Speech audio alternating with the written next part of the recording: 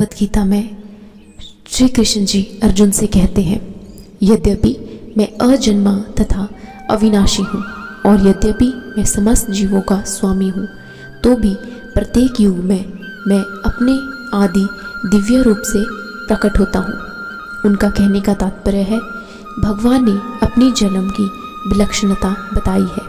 यद्यपि वे सामान्य पुरुष की भांति प्रकट हो सकते हैं, किंतु उन्हें विगत अनेकानेक जन्मों की पूर्ण स्मृति बनी रहती है, जबकि सामान्य मनुष्य को कुछ ही घंटे पूर्व की घटना स्मरण नहीं रहती। यदि कोई पूछे कि एक दिन पूर्व इसी समय तुम क्या कर रहे थे, तो सामान्य व्यक्ति के लिए इसका तत्काल उत्तर दे पाना कठिन होगा। उसे इसको स्मरण करने के लिए अपनी बुद्धि को कुरेदना पड़ेगा कि वह कल इसी समय क्या कर रहा था। फिर भी लोग प्राय अपने को ईश्वर या कृष्ण घोषित करते रहते हैं। मनुष्य को ऐसी निरर्थक घोषणाओं से भ्रमित नहीं होना चाहिए। अब भगवान दोबारा अपनी प्रकृति या स्वरूप की व्याख्या करते हैं। प्रकृति का अर्थ स्वभाव तथा स्वरूप दोनों है। भगवान कहते हैं, वे अपने ही शरीर में प्रकट होते हैं। वे सामान्य जीव की भांति शरीर परिवर्तन नहीं करते। इस जन्म में बद्ध जीव का एक प्रकार का शरीर हो सकता है, किंतु अगले जन्म में दूसरा शरीर होता है। भौतिक जगत में जीव का कोई स्थायी शरीर नहीं है, अपितु वह एक शरीर से दूसरे में देहांतरण करता रहता है। किंतु भगवान ऐसा नहीं करते। जब भी वे प्रकट होते हैं तो अपनी अतरंगा शक्ति से वे अपनी उसी आद्य शरीर में प्रकट होते हैं। दूसरे शब्दों में, श्री कृष्ण इस जगत में अपने आदि शाश्वत स्वरूप में दो भुजाओं में वांसुरी धारण किए अवतरित होते हैं। वे इस भौतिक जगत से निष्लुषित रहकर अपनी शाश्वत शरीर सहित प्रकट होते हैं। यद्यपि वे अपनी उसी दिव्य शरीर में प्रकट होते हैं और ब्रह्मांड के स्वामी होते हैं, तो भी ऐसा लगता है कि वे सामान्य जीव की भांति प्रकट हो रहे हैं। यद्यपि उनका शरीर भौतिक शरीर की भांति क्षीण नहीं होता, फिर भी ऐसा प्रतीत होता है भगवान कृष्ण बालपन से कुमारावस्था तथा कुमारावस्था से तरुणावस्था प्राप्त करते हैं। किंतु आश्चर्य तो यह है कि वे कभी युवावस्था से आगे नहीं बढ़ते। कुरुक्षेत्र युद्ध के समय उनके अनेक पौत्र थे, या दूसरे शब्दों में वे भौतिक गणना के अनुसार काफी वृद्ध थे। फिर भी वे 20-25 वर्ष के युवक जैसे लगते थे। हमें कृष्ण की वृद्धावस्था का कोई चित्र नहीं दिखता, क्योंकि वे कभी भी हमारे समान वृद्ध नहीं होते। यद्यपि वे तीनों काल में, भूत, वर्तमान तथा भविष्य काल में सबसे वयोवृद्ध पुरुष है। न तो उनका शरीर और न ही बुद्धि कभी क्षीण होती है या बदलती है। अतः यह स्पष्ट है कि इस जगत में रहते हुए भी वे अजन्मा सच्चिदानंद रूप वाले हैं, जिनके दिव्य शरीर तथा बुद्धि में कोई परिवर्तन नहीं होता। उनका आविर्भाव और तिरोभाव सूर्य के उदय तथा अस्त के समान है, जो हमारे सामने से घूमता हुआ हमारी दृष्टि से ओझल हो जाता है। जब सूर्य हमारी दृष्टि से ओझल रहता है तो हम सोचते हैं कि सूर्य अस्त हो गया है, और जब वह हमारे समक्ष होता है तो हम सोचते हैं कि वह क्षितिज में है। वस्तुतः सूर्य स्थिर है, किंतु अपनी अपूर्ण एवं त्रुटिपूर्ण इंद्रियों के कारण हम सूर्य को उदय और अस्त होते परिकल्पित करते हैं। और भगवान का प्राकट्य तथा तिरोधान सामान्य जीव से भिन्न है। अतः स्पष्ट है कि वे शाश्वत है, अपनी अतरंगा शक्ति के कारण आनंद स्वरूप है और इस भौतिक प्रकृति द्वारा कभी कलुषित नहीं होते। वेदों द्वारा भी पुष्टि की जाती है कि भगवान अजन्मा होकर भी अनेक रूपों में अवतरित होते रहते हैं। वैदिक साहित्यों से भी पुष्टि होती है कि यद्यपि भगवान जन्म लेते प्रतीत होते हैं, किंतु तो भी वे शरीर परिवर्तन नहीं करते।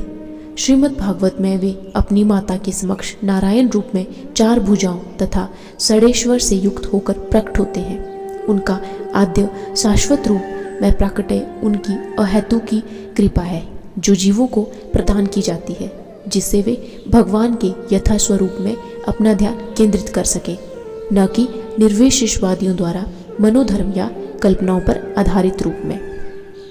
विश्व कोश के अनुसार माया या आत्म माया शब्द भगवान की अहेतु की कृपा का सूचक है। भगवान अपने समस्त पूर्व आविर्भाव तिरोभावों से अवगत रहते हैं, किंतु सामान्य जीव को जैसे ही नवीन शरीर प्राप्त होता है वह अपने पूर्व शरीर के विषय में सब कुछ भूल जाता है। वे समस्त जीवों के स्वामी हैं, क्योंकि इस धरा पर रहते हुए वे आश्चर्यजनक तथा अति मानवीय लीलाएं करते रहते हैं। अतः भगवान निरंतर वही परम सत्य रूप है और उनके स्वरूप तथा आत्मा में या उनके गुण तथा शरीर में कोई अंतर नहीं होता। अब यह प्रश्न किया जा सकता है कि संसार में भगवान क्यों आविर्भूत और तिरोभूत होते रहते हैं। तो इस श्लोक में इसकी व्याख्या है, यदा यदा ही धर्मस्य ग्लानिर्भवति भारत अभ्युत्थानं धर्मस्य तदा आत्मनं सृजाम्यहम्। तो श्री कृष्ण जी अर्जुन से कहते हैं, हे भरतवंशी, जब भी और जहाँ भी धर्म का पतन होता है और अधर्म की प्रधानता होने लगती है तब मैं अवतार लेता हूँ। यहाँ पर सृजामि शब्द महत्वपूर्ण है। सृजामि सृष्टि के अर्थ में नहीं प्रयुक्त हो सकता, क्योंकि श्लोक के अनुसार भगवान के स्वरूप या शरीर की सृष्टि नहीं होती, क्योंकि उनके सारे स्वरूप शाश्वत रूप से विद्यमान रहने वाले हैं। अतः सृजामि का अर्थ है भगवान स्वयं यथारूप में प्रकट होते हैं। यद्यपि भगवान कार्यक्रम अनुसार अर्थात ब्रह्मा के एक दिन में 7वें मनु के 28वें युग में द्वापर के अंत में प्रकट होते हैं, क्योंकि वे स्वेच्छा से कर्म करने के लिए स्वतंत्र हैं। अतः जब भी अधर्म की प्रधानता तथा धर्म का लोप होने लगता है तो वे स्वेच्छा से प्रकट होते हैं।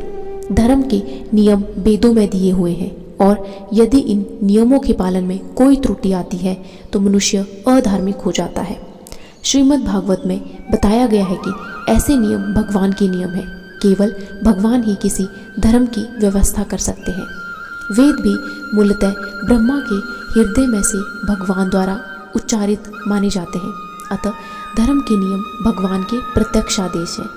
भगवत गीता में आद्योपांत इन्हीं नियमों का संकेत है।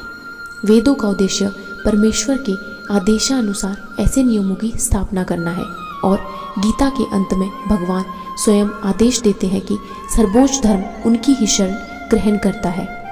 वैदिक नियम जीव को पूर्ण शरणागत की ओर अग्रसर करने वाले हैं और जब भी असुरों द्वारा इन नियमों में व्यवधान आता है तभी भगवान प्रकट होते हैं। श्रीमद् भागवत पुराण से हम जानते हैं कि बुद्ध कृष्ण के अवतार हैं, जिनका प्रादुर्भाव उस समय हुआ जब भौतिकवाद का बोलबाला था और भौतिकवादी लोग वेदों को प्रमाण बनाकर उसकी आड़ ले रहे थे। यद्यपि वेदों में विशिष्ट कार्यों के लिए पशु बलि के विषय में कुछ सीमित विधान थे, किंतु आसुरी वृत्ति वाले लोग वैदिक नियमों का संदर्भ दिए बिना पशु बलि को अपनाए हुए थे। भगवान बुद्ध इस अनाचार को रोकने तथा अहिंसा के वैदिक नियमों की स्थापना के लिए अवतरित हुए। अतः भगवान के प्रत्येक अवतार का विशेष उद्देश्य होता है और इन सब का वर्णन शास्त्रों में हुआ है। यह तथ्य नहीं है कि केवल भारत की धरती में भगवान अवतरित होते हैं। वे कहीं भी और किसी भी काल में इच्छा होने पर प्रकट हो सकते हैं।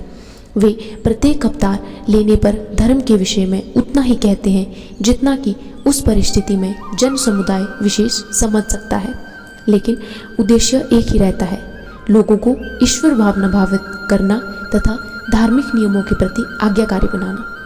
कभी भी वे स्वयं प्रकट होते हैं तो कभी अपने प्रमाणिक प्रतिनिधि को अपने पुत्र या दास के रूप में भेजते हैं या वेश बदलकर स्वयं ही प्रकट होते हैं। भगवत गीता के सिद्धांत अर्जुन से कहे गए थे, अतः वे किसी भी महापुरुष के प्रति हो सकते थे, क्योंकि अर्जुन संसार के अन्य भागों के सामान्य पुरुषों की अपेक्षा अधिक जागरूक था। 2 और 2 मिलकर 4 होते हैं। यह गणितीय नियम प्राथमिक कक्षा के विद्यार्थी के लिए उतना ही सत्य है जितना कि उच्च कक्षा के विद्यार्थी के लिए। तो भी गणित उच्च स्तर तक तथा निम्न स्तर तक का होता है। अतः भगवान प्रत्येक अवतार में एक जैसे सिद्धांतों की शिक्षा देते हैं जो परिस्थितियों के अनुसार उच्च या निम्न प्रतीत होते हैं। अवतारों का एकमात्र उद्देश्य सर्वत्र कृष्ण भावनामृत को उद्बोधित करना होता है। परिस्थिति के अनुसार यह भावनामृत प्रकट तथा अप्रकट होते हैं। श्री कृष्ण जी कहते हैं, भक्तों का उद्धार करने, दुष्टों का विनाश करने तथा धर्म की फिर से स्थापना करने के लिए मैं हर युग में प्रकट होता हूँ। अर्थात भगवत गीता के अनुसार साधु कृष्ण भावना भावित व्यक्ति है। अधार्मिक लगने वाली व्यक्ति में भी यदि पूर्ण कृष्ण चेतना हो तो उसे साधु समझना चाहिए। दुष्ट व्यक्ति कृष्ण भावनामृत की परवाह नहीं करते। ऐसे दुष्कृताम या उपद्रवी, मूर्ख तथा अधम व्यक्ति कहलाते हैं, भले ही वे संसारिक शिक्षा से विभूषित क्यों न हो। इसके विपरीत यदि कोई 100% कृष्ण भावनामृत में लगा रहता है तो वह विद्वान या सुसंस्कृत न भी हो फिर भी वह साधु माना जाता है। जहाँ तक अनिश्वरवादियों का प्रश्न है, भगवान के लिए आवश्यक नहीं है कि इनके विनाश के लिए उस रूप में अवतरित हो जिस रूप में वे रावण तथा कंस का वध करने के लिए हुए थे। भगवान के ऐसे अनेक अनुचर हैं जो असुरों का संहार करने में सक्षम हैं, किंतु भगवान तो अपने उन निष्काम भक्तों को तुष्ट करने के लिए विशेष रूप से अवतार लेते हैं जो असुरों द्वारा निरंतर तंग किए जाते हैं। असुर भक्त को तंग करता है, भले ही वह उसका सगा संबंधी क्यों न हो। यद्यपि प्रहलाद महाराज हिरण्यकश्यप के पुत्र थे, किंतु तो भी वे अपने पिता द्वारा उत्पीड़ित थे। इसी प्रकार कृष्ण की माता देवकी यद्यपि कंस की बहन थी, किंतु उन्हें तथा उनके पति वसुदेव को इसलिए दंडित किया गया था क्योंकि उनसे कृष्ण को जन्म लेना था। अतः भगवान कृष्ण मुख्यतः देवकी के उद्धार करने के लिए प्रकट हुए थे, कंस को मारने के लिए नहीं। किंतु ये दोनों कार्य एक साथ संपन्न हो गए। अतः यह कहा जाता है कि भगवान भक्त का उद्धार करने तथा दुष्ट असुरों का संहार करने के लिए विभिन्न अवतार लेते हैं। अवतार अथवा ईश्वर का अवतार भगवत धाम से भौतिक प्राकट्य हेतु होता है। ईश्वर का वह विशिष्ट रूप से जो इस प्रकार अवतरित होते हैं अवतार कहलाता है। ऐसे अवतार भगवत धाम में स्थित रहते हैं। जब वे भौतिक सृष्टि में उतरते हैं तो उन्हें अवतार कहा जाता है। अवतार कई तरह के होते हैं, पुरुष अवतार, गुणावतार, लीलावतार, शक्योत्सापेश अवतार, मनवंतर अवतार या युगावतार। इन सब का इस ब्रह्मांड में क्रमानुसार अवतरण होता है, किंतु भगवान कृष्ण आदि भगवान है और समस्त अवतारों के उद्गम है। भगवान श्री कृष्ण शुद्ध भक्तों की चिंताओं को दूर करने के विशिष्ट प्रयोजन से अवतार लेते हैं, जो उन्हें उनकी मूल वृंदावन लीलाओं के रूप में देखने के उत्सुक रहते हैं। अतः कृष्ण अवतार का मूल उद्देश्य अपने निष्काम भक्तों को प्रसन्न करना है। भगवान का वचन है कि वे प्रत्येक युग में अवतरित होते रहते हैं। इससे सूचित होता है कि वे कलयुग में भी अवतार लेते हैं। जैसा कि श्रीमद् भागवत में कहा गया है कि कलयुग के अवतार भगवान चैतन्य महाप्रभु हैं, जिन्होंने संकीर्तन आंदोलन के द्वारा कृष्ण पूजा का प्रसार किया और पूरे भारत में कृष्ण भावनामृत का विस्तार किया। उन्होंने यह भविष्यवाणी की कि संकीर्तन की यह संस्कृति सारे विश्व के नगर नगर तथा ग्राम ग्राम में फैलेगी। भगवान चैतन्य को गुप्त रूप में किंतु प्रकट रूप में नहीं, उपनिषदों, महाभारत तथा भागवत जैसे शास्त्रों के गुह्य अंशों में वर्णित किया गया है। भगवान कृष्ण के भक्तगण भगवान चैतन्य के संकीर्तन आंदोलन द्वारा अत्यधिक आकर्षित रहते हैं।